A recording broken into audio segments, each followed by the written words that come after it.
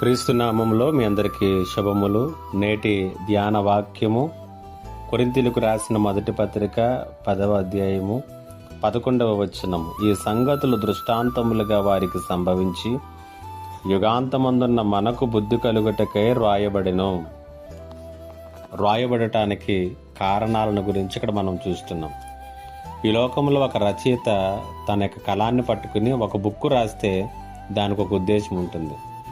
ఒక కవి తన కళాన్ని పట్టుకుని ఒక కవితను రాస్తే దానికి కూడా ఒక ఉద్దేశం ఉంటుంది. ఒక లేఖకుడు ఒక లేఖను రాస్తే దానికి కూడా ఒక ఉద్దేశం ఉంటుంది. ఇలాగా ఒక రచయిత, ఒక కవి, ఒక లేఖకుడు మాత్రమే కాదు, ఎవరు ఏది రాసినా దానికి ఒక ఉద్దేశం ఉంటుంది. మరి అలాగైతే పరిశుద్ధ గ్రంథంలో దేవుడు రాయించినటువంటి సంగతులు, దేవుడు నమోదు చేయించినటువంటి సంఘటనలు, మంచి వ్యక్తుల సమాచారము, చెడ్డ వ్యక్తుల సమాచారము, దీవెనలు, శాపములు, ఉగ్రత, కనికరము, వీటి యొక్క ఉద్దేశం ఏమిటి? ఆయన ఎందుకు ఇవన్నీ కూడా బైబిల్లో రాయించాడు, బైబిల్లో చేర్చాడు? దీనికి సమాధానాన్ని పౌలు చాలా స్పష్టంగా ఇస్తూ ఉన్నాడు.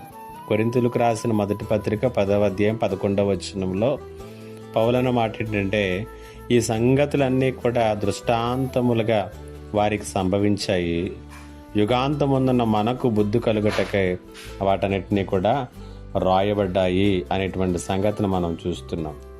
కాబట్టి పౌలు అంటున్నాడు, దృష్టాంతాలుగా రాయబడినటువంటి సంగతులన్నీ కూడా మనకు బుద్ధి కలిగించటానికే, అనగా మనం ఎలా బ్రతకాలో, ఎలా బ్రతకకూడదో, ఏమి చేయాలో, ఏమి చేయకూడదో గ్రహించి మనము దేవుడు మనకిచ్చినటువంటి ఈ ఒకే ఒక్క జీవితాన్ని అర్థవంతముగాను దేవునికి మహిమకరంగాను జీవిస్తామనే ఉద్దేశముతో దేవుడు ప్రతి దానిని కూడా పరిశుద్ధ గ్రంథములో రాయించాడు.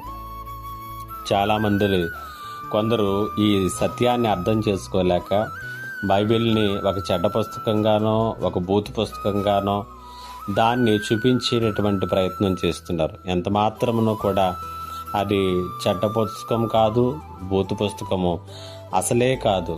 చెడ్డ జీవితంలో ఉన్నటువంటి వారికి మంచి ఏంటో తెలియచేసి మంచి జీవితాలుగా వారిని మార్చి వారికి ఇచ్చినటువంటి జీవితాన్ని ఎలా జీవించాలో తెలియచేసేటటువంటి పుస్తకం అది. కాబట్టి అనుదినము దేవుని వాక్యాన్ని మనం ధ్యానిస్తున్నప్పుడు అవి నీ జీవితాన్ని కట్టడానికే అనేటువంటి సత్యాన్ని మనము గ్రహించి ఆ విధంగా వాక్యాన్ని అనుదినము చదువుదాం. ప్రతి దినము ఆ వాక్యాన్ని మన జీవితాలకు అన్వయించుకుందాం, సరిచేసుకుంటూ సరైనటువంటి జీవితాల్లో కొనసాగుదాం. పరిశుద్ధ ఆత్మదేవుడు అట్టి కృపను మనందరికీ అనుగ్రహించును గాక.